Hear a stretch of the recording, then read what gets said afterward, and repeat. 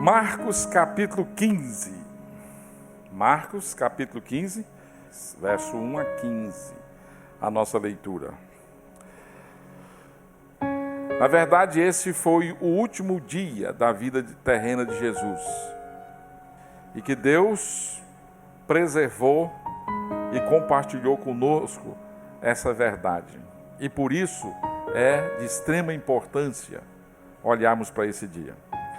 Marcos 15 diz assim: logo pela manhã, entraram em conselho os principais sacerdotes com os anciãos, os escribas e todo o sinédrio e, amarrando a Jesus, levaram-no e o entregaram a Pilatos. Pilatos o interrogou: és tu o rei dos judeus? Respondeu Jesus: tu o dizes. Então, os principais sacerdotes o acusavam de muitas coisas. Tornou Pilatos a interrogá-lo: nada respondes? Vê quantas acusações te fazem. Jesus, porém, não respondeu palavra, a ponto de Pilatos muito se admirar. Ora, por ocasião da festa, era costume soltar ao povo um dos presos, qualquer que eles pedissem. Havia um, chamado Barrabás, preso com amotinadores, os quais em um tumulto haviam cometido homicídio. Vindo a multidão, começou a pedir-lhes fizesse como de costume. E Pilatos lhes respondeu, dizendo: quereis que eu vos solte o rei dos judeus? Pois ele bem percebia que, por inveja, os principais sacerdotes lhe haviam entregado. Mas estes incitaram a multidão no sentido de que lhe soltassem, de preferência, Barrabás. Mas Pilatos lhes perguntou: que farei então deste a quem chamais o rei dos judeus? Eles, porém, clamavam: crucifica-o! Mas Pilatos lhes disse: que mal fez ele? E eles gritavam cada vez mais: crucifica-o! Então, Pilatos, querendo contentar a multidão, soltou-lhes Barrabás e, após mandar açoitar a Jesus, entregou-o para ser crucificado. Há um sentido na vida de que Jesus Cristo é a resposta principal, única, de todos os nossos problemas, de todas as nossas angústias, de todas as nossas dores, de todas as nossas frustrações. E nesse dia, a resposta divina foi apresentada de uma forma diferente. É chamado de a divina providência, exatamente porque esse texto, ele centra, ele foca na pessoa de Jesus, e não está errado. Se nós entendemos que a Bíblia é a palavra de Deus, nós estamos diante de um fato que é a resposta providencial de Deus a todas as nossas inquietações, especialmente a inquietação da alma. De modo que precisamos ouvir essa palavra e esconder essa história no nosso coração. É uma história de injustiça, sim. É uma história que, do ponto de vista humano, terreno, não faz nenhum sentido. Um homem sendo crucificado. É uma tolice quando forças malignas conspiram para tirar a vida de um jovem, aparentemente sem muita influência. Percebe-se que nessas leituras do livro de Marcos, nós temos aqui autoridades religiosas, nós temos o sinédrio, os escribas e todo tipo de gente aqui se unindo para declarar que Jesus Cristo é digno de morte. E essa relação entre o sinédrio, esse conselho de anciãos, sacerdotes e escribas com o Estado romano, com as autoridades romanas, é uma relação muito complexa e de toma lá da cá, de favores. E a grande acusação que os judeus tinham com relação a Jesus era de blasfêmia. Em várias ocasiões na sua leitura dos evangelhos, você percebe os judeus querendo apedrejar Jesus, dizendo que Jesus era um blasfemador. E qual era o tipo de blasfêmia que Jesus fazia? Uma delas, Jesus diz: olha, antes que Abraão existisse, eu sou. Os judeus entenderam que Jesus estava dizendo que era Deus, que falou com Moisés na sarça ardente. E imediatamente eles se prepararam para apedrejá-lo.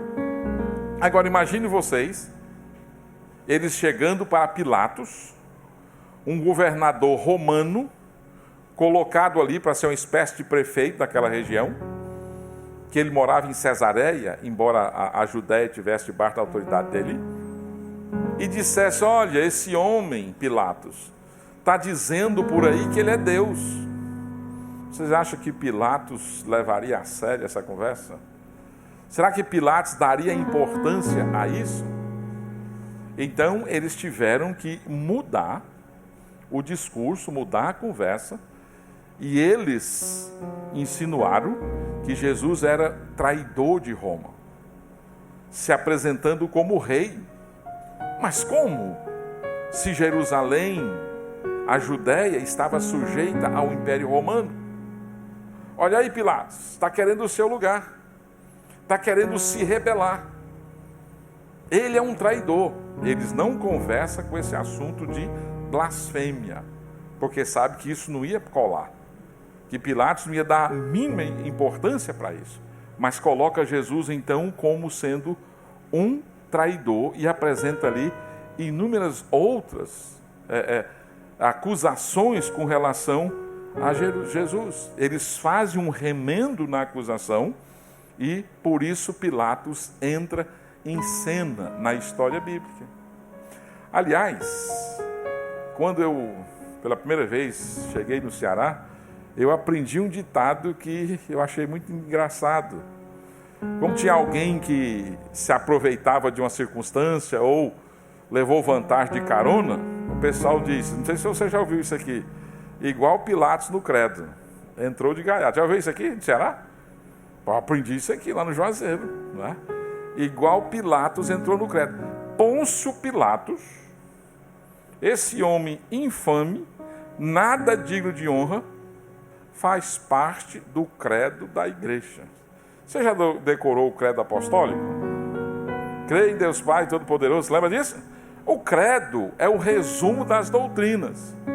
Quando fala de Jesus, diz que ele foi condenado sob Pôncio Pilatos. Então Pilatos entrou no credo de gaiato, né?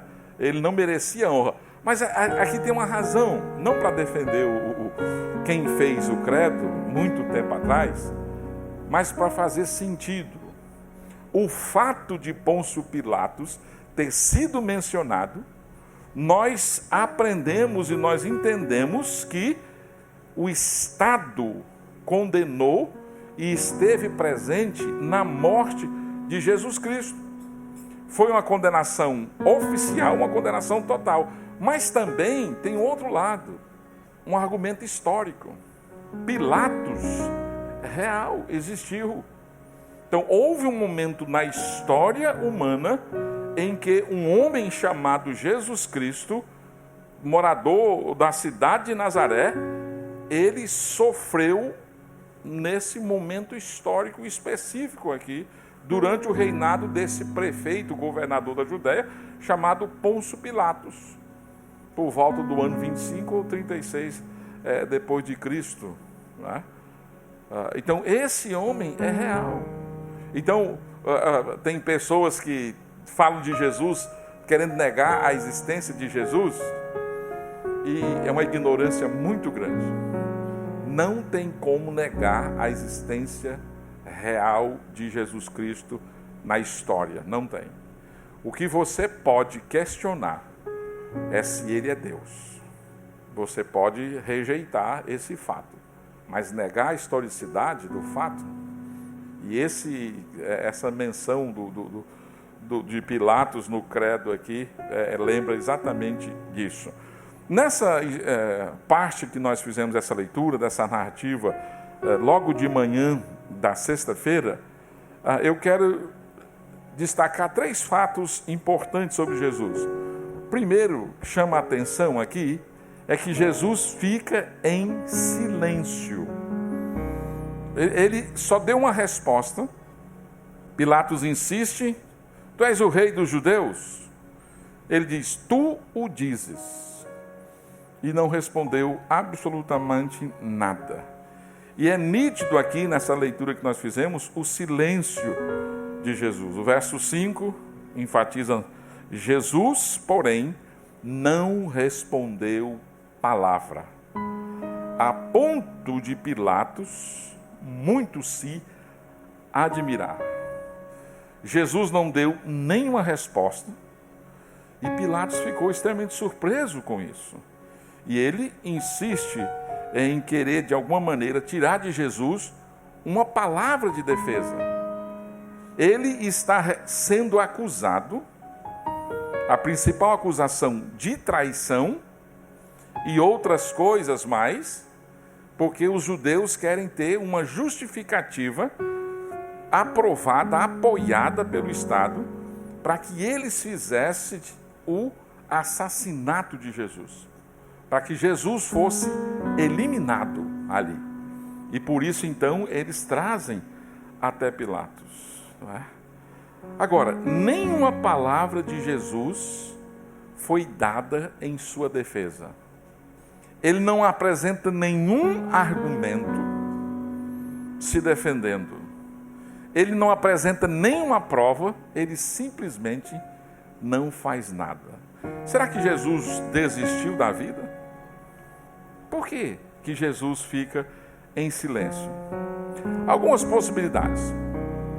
Primeiro, não fazia nenhum sentido Jesus responder perante Pilatos ou responder às acusações que eles estavam recebendo. Essas acusações eram forjadas. Não havia ali nenhum interesse em estabelecer a verdade, em estabelecer a justiça. Não havia nenhuma lógica, nenhuma razão nesse tribunal aqui forjado pelos judeus. E se Jesus ficasse defendendo perante Pilatos daquelas acusações, talvez ele estaria dando uma contribuição no sentido de dar credibilidade para aquele tribunal que não tinha, nesse caso. Né? Ele estava dando uma dignidade para aquele tribunal que não tinha. Talvez por isso Jesus disse: aqui não há nenhuma intenção de busca da verdade, de justiça, silenciou por completo. Mas talvez mais do que isso, Jesus estava ciente do cumprimento da palavra de Deus. Nesses últimos dias, a gente percebe que nessa última semana, Jesus tem a consciência de ser o Messias, isso está bem claro, e nessa última semana, quando aquela movimentação entrando e saindo de Jerusalém em direção ao templo, e todo aquele movimento fez com que Jesus tivesse o entendimento claro e perfeito de que aquilo que estava acontecendo com ele era cumprimento profético, era a demonstração de que o Pai estava conduzindo o plano eterno, que a aliança eterna entre Pai, Filho e Espírito Santo estava se concretizando na vida do servo sofredor, Jesus Cristo, o Deus encarnado. E essa consciência do plano de Deus, do cumprimento, foi o que talvez fez com que Jesus se acalmasse diante daquela situação. Ele está seguro de que o Pai vai cumprir todas as suas promessas.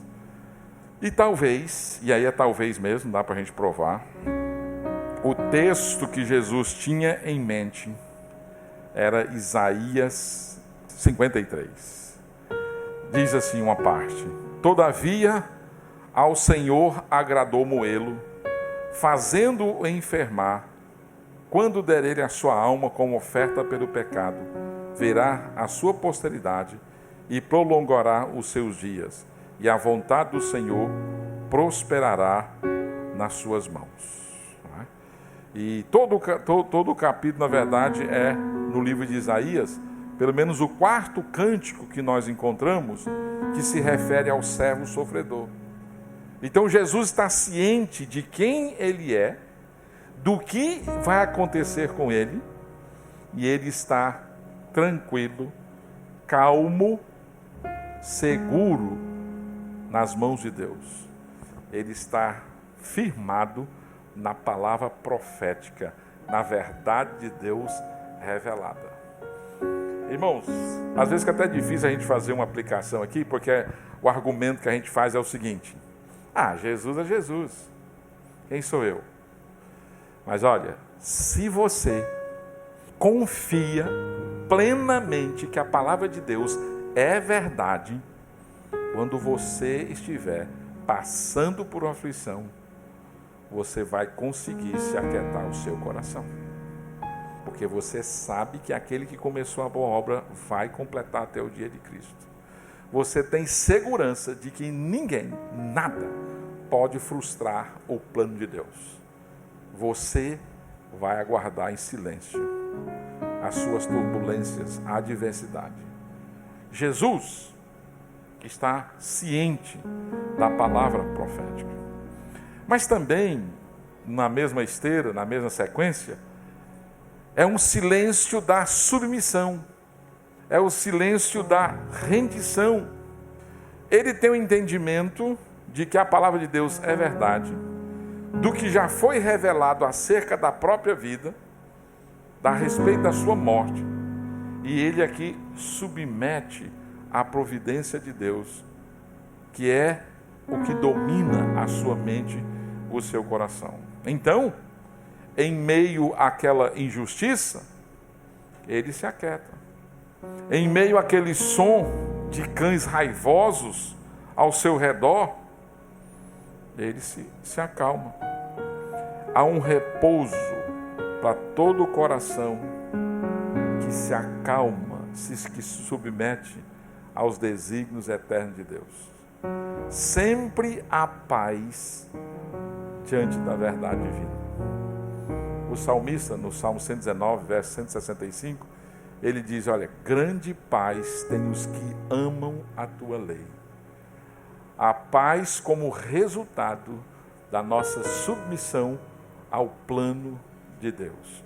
E o Senhor Jesus está aqui, contemplando o Pai que está nos céus, e ele sabe que esse Pai não erra, ele sabe que o plano desse Pai é perfeito e nada vai sair desse seu contexto aqui. E tudo que está acontecendo é resultado dos desígnios de Deus em relação à vida do Senhor Jesus. Jesus não foi surpreendido. Eu gosto de Apocalipse 13:8. João viu o Cordeiro. Aí João diz que foi morto antes da fundação do mundo. Como é que é isso? Lembre-se que Deus tem uma essência partilhada por 3 pessoas: Pai, Filho e Espírito Santo. O Pai não é o Filho não é o Espírito e o Espírito não é o Pai. São 3 pessoas distintas e elas se relacionam entre si. Os teólogos antigos gostam de dizer de uma aliança eterna. Pai, Filho e Espírito Santo. Planejou a criação, planejou todas as outras coisas, inclusive a queda e etc. E planejou a redenção. Como vai ser a redenção? Jesus, o Espírito e o Pai são eternos. E o Filho aceitou se tornar humano. O Filho aceitou essa situação de humilhação. E Deus se fez homem. Deus se limitou, se estreitou, mas Jesus está convencido de que a hora da consumação desse plano está chegando. É verdade que no jardim do Getsêmani, no tempo antes, ele lutou com esse sofrimento. E por 3 vezes Marcos diz que ele orou ao Pai dizendo: Pai, se é possível, passa de mim esse cálice. No entanto, não seja feita a minha vontade, mas a tua vontade.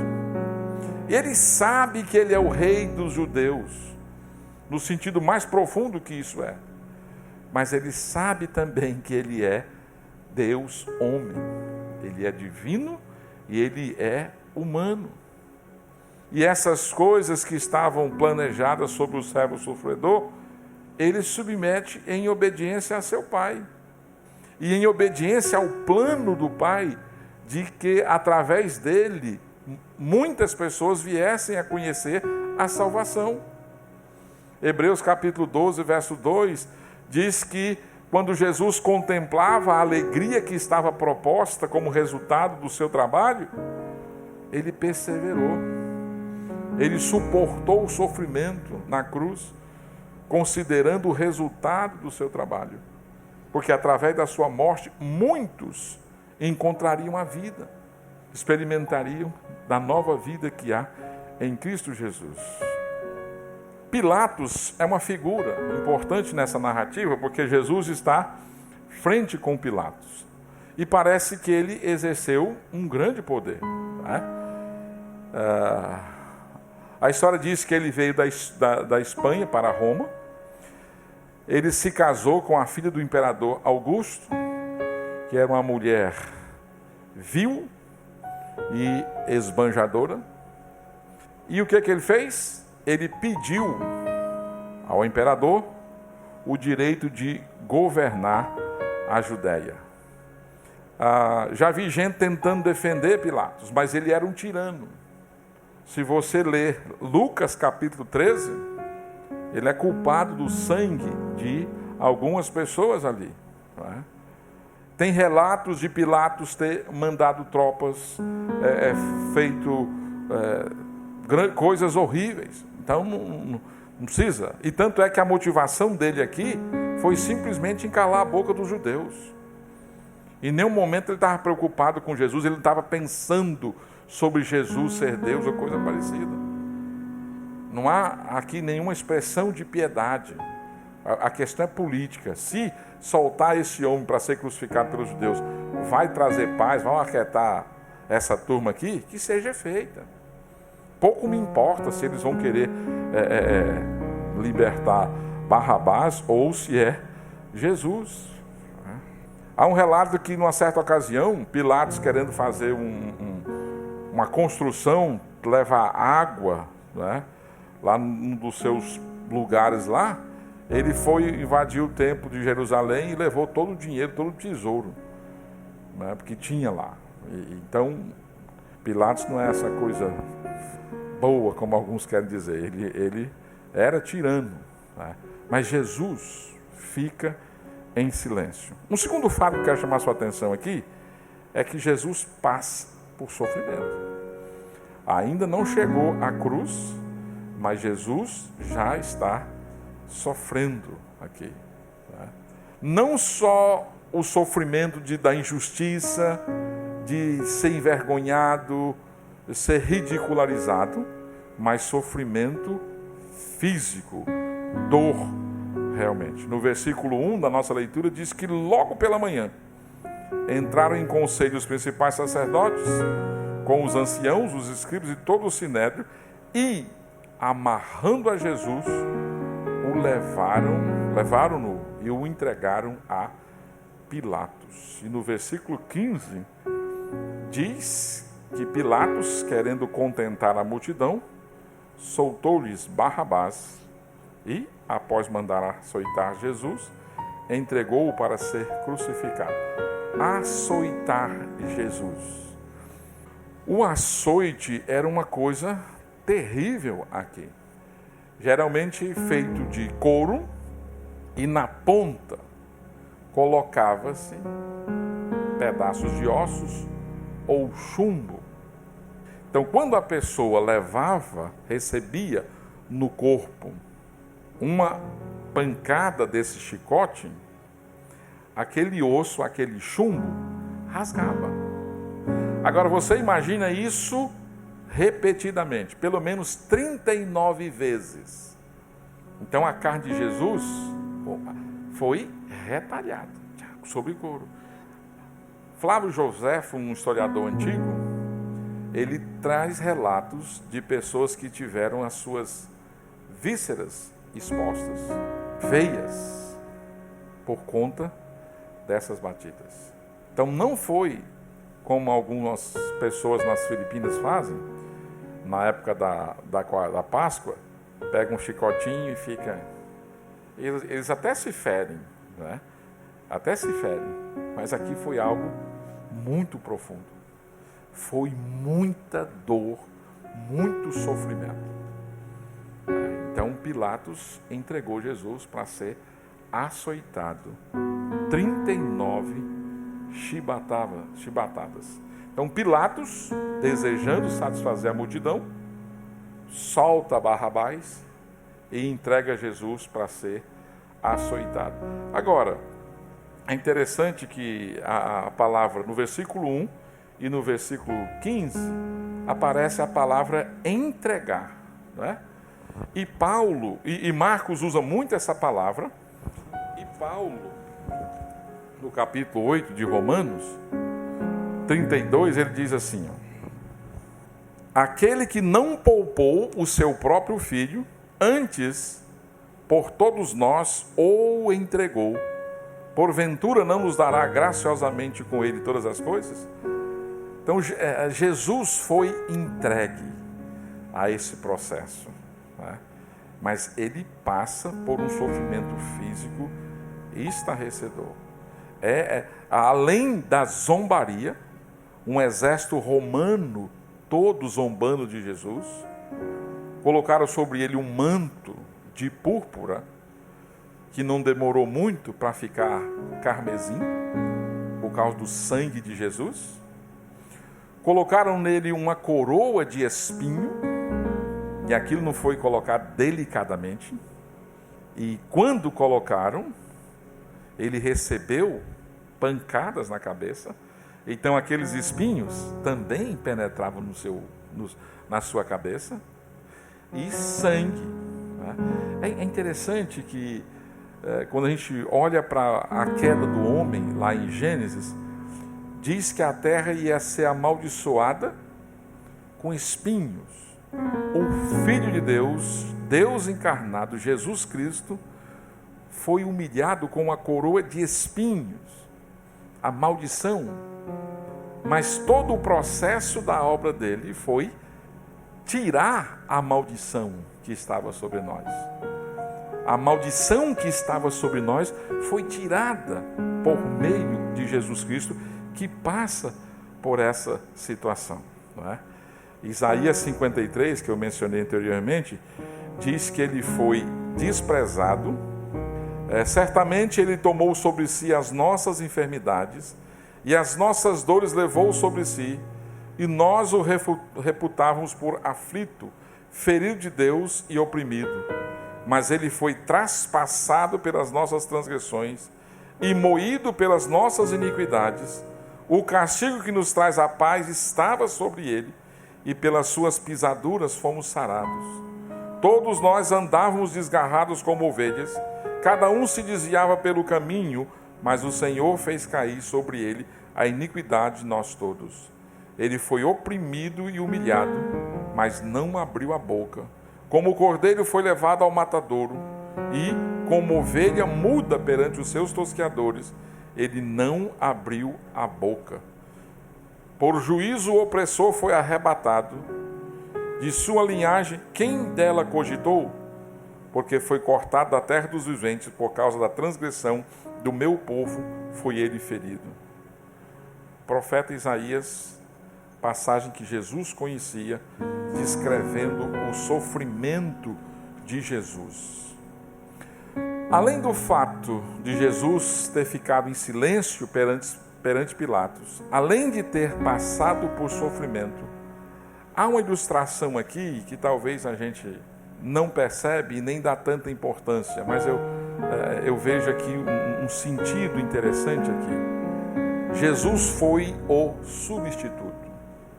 Olha só, existe aqui um homem chamado Barrabás. Na ficha dele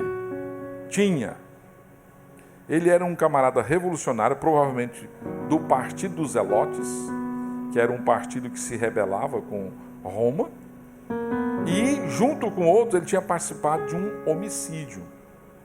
Ele tinha uma ficha bem rica, bem cheia. E aí os judeus, tendo esse costume por ocasião da Páscoa, e Herodes estava em Jerusalém por causa dessa festa, tá? Ele sabia da multidão que se encontrava ali, e aí então eles pediam, ou tinham o costume lá, de ter alguém sendo solto lá, liberto, por conta da Páscoa. Mas Barrabás é uma pessoa fanática, assassina, violenta, baderneiro e outras coisas mais. E era um condenado da justiça. Ele era condenado. No entanto, a multidão pede a libertação dele. E Pilatos, não querendo se envolver, diz: e Jesus? O que vocês querem que eu faça de Jesus? E aí o povo crucificam. E aí você vê um inocente. Pilatos vai dizer: eu não vejo culpa nenhuma desse homem. Eu não vejo nada. E você vê um culpado. O inocente morreu e o culpado se tornou livre. Isso não é ficção. E a semelhança com a sua história não é mera coincidência. Você está condenado. Você é Barrabás. Que provavelmente o nome dele era Jesus Barrabás. Jesus de Nazaré e Jesus Barrabás. Então, assim como Barrabás, nós nascemos condenados, mortos em nossos delitos e pecados, separados de Deus. Há um abismo entre nós e Deus. Estamos condenados pela justiça de Deus, pela ira divina. Quem vai morrer no nosso lugar? Quem vai pagar a nossa dívida? O inocente, chamado Jesus. Assume o nosso lugar nessa cruz, que na sequência da narrativa vai se apresentar.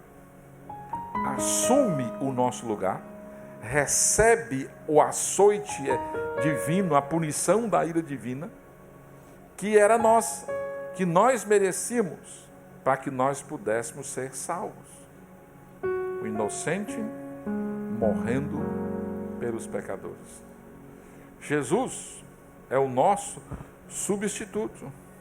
Não há ninguém capaz de pagar a nossa dívida diante de Deus que não seja de Jesus. Agora, que Jesus chama a sua atenção? Com qual Jesus nós nos identificamos? Jesus Barrabás ou Jesus de Nazaré? Proclamamos a libertação de Barrabás sem passar pela cruz? Ou clamamos a Jesus de Nazaré que passou pela cruz? Jesus, tem misericórdia de mim. Jesus, tem misericórdia de mim. Não podemos nos identificar com Pilatos, que julgou a decisão para as pessoas. Esse Jesus que passa por essa situação é Deus que se fez homem. É verdadeiramente o Rei. Foi morto, sepultado e ressuscitou. Está à destra do Pai, aguardando um novo momento na história em que Ele voltará a esse mundo. Jesus está vivo. Jesus venceu a morte. Jesus é o caminho do perdão dos nossos pecados. Jesus levou as nossas dores sobre o seu próprio ombro. Jesus recebeu em si mesmo a punição que era minha, que era sua. Porque Ele é o Rei, verdadeiramente. Ele é o Deus que se fez homem, que se identificou conosco como humano, o inocente que morreu no nosso lugar, nós culpados, condenados, mas que Jesus promoveu a grande libertação. Você confia em Cristo para a sua salvação? Você reconhece Jesus Cristo como Deus que se fez homem e que está vivo hoje à direita de Deus? Que é Senhor, é divino, Deus eterno, a quem você deve submissão, reverência, reconhecimento? Quem você confia para a sua salvação? Essa sexta-feira na história humana, ela foi uma sexta-feira de muita dor, de muito sangue, mas também foi um dia de esperança, porque a morte não foi capaz de silenciar o plano de Deus de redenção. Não foi capaz de impedir que Deus concluísse o plano eterno. E se você tem confiado em Cristo como seu Senhor e Salvador, tem vivido essa experiência de fé genuína, você é abraçado pela salvação que há em Cristo. Você pode desfrutar do fato de que Ele carregou as suas dores, Ele carregou a sua iniquidade, e você agora é aceito por Deus por meio daquilo que Jesus Cristo fez no seu lugar.